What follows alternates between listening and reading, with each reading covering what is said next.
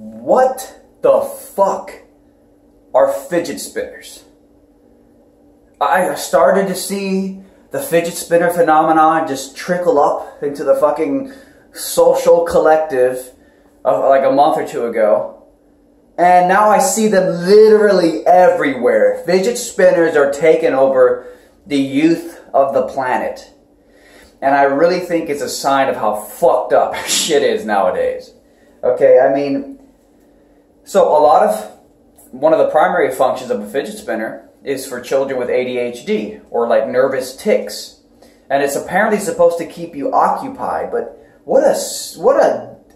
I mean, just like, that's not how you solve the problem. You don't solve the problem of a bunch of kids being bored by handing them a stupid fucking little piece of plastic that spins in their fingers. Why aren't people more interested in finding fundamental solutions to the problems that their children face, or themselves face for that matter? A fidget spinner is a band-aid on a much deeper problem.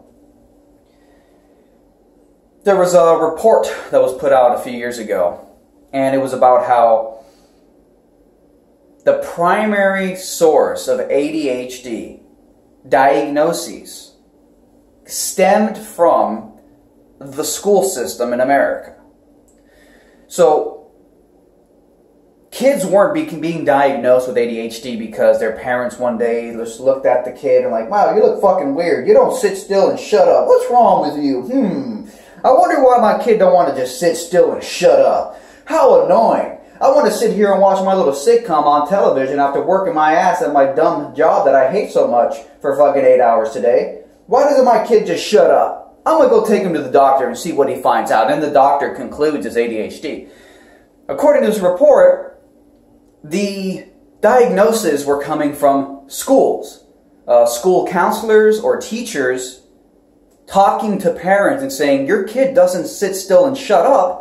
In my class of 30 little monkey children, there must be something wrong with him because I can't control him. I don't get paid enough to fucking, target in on what your child's problems are and give him a unique education based on his personal specific needs and who he is as an individual. You need to get this kid to shut the fuck up or he's going to fail. And so the parents then are prompted to go see a psychologist or a psychiatrist who says, oh yeah, your kid can't sit still and shut up in a boring-ass classroom, being forced to do a bunch of shit he has no interest in and will probably never use. Oh, he has ADHD. Drug him.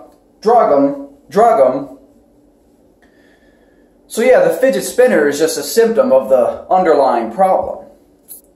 And the underlying problem is that the school environment, or really the way that we raise kids nowadays, isn't conducive to making them healthy people. They're fidgeting little fucking balls of energy that like don't know what to do and shit, and they have to sit still and shut up. So we give them fucking fidget spinners so they can like fucking mindlessly mental masturbate their time away. Fidget spinners are pretty stupid. And it's a way to not address the underlying problem. Maybe that the school systems are not really conducive to the interest of a lot of children. Teachers will say, oh yeah, there's something wrong with your kid. But we never step back and ask ourselves, maybe there's something wrong with the schools. Maybe the public schools are irrelevant and boring and detached and outdated for the modern child in a modern technological age. The modern school system model of a bunch of kids sitting in a classroom facing forward, staring at a fucking chalkboard, that model was invented like 100 years ago or more. Okay? So, have you seen how technology has evolved in the past 100 years? And yet the school classroom environment is basically the same. There's something seriously wrong with this system. So yeah, fidget spinners are fucking weird. They're a non-solution. And, God damn it, man. Just stop. Just stop. What is the true definition of intelligence? If you go through the mainstream school system, your entire life, from grade school to college, your intelligence is defined by your capacity to regurgitate. Open a textbook, memorize something that a genius from 200 or 2,000 years ago came up with, regurgitate it out onto the test paper, and then get your grade saying that you're smart. But is that really the definition of intelligence? To me, not necessarily. I think regurgitation, or having a good memory, which is pretty much all you're tested for in school. You're basically just tested on your capacity to memorize things. That's technically a form of intelligence. I mean, if you have a good memory, that's intelligence. But it's not the only form of intelligence. You know, when a basketball player can shoot a three-point shot in the last 10 seconds of a game with amazing skill and strategy, is that not a form of intelligence too?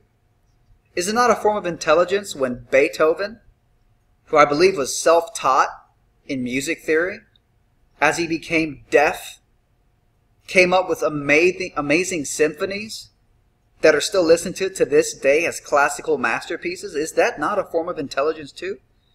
Not all intelligence equals regurgitation, which is all school measures your intelligence as. School just measures your intelligence as how well can you memorize what some other intelligent person came up with 200 or 2,000 years ago.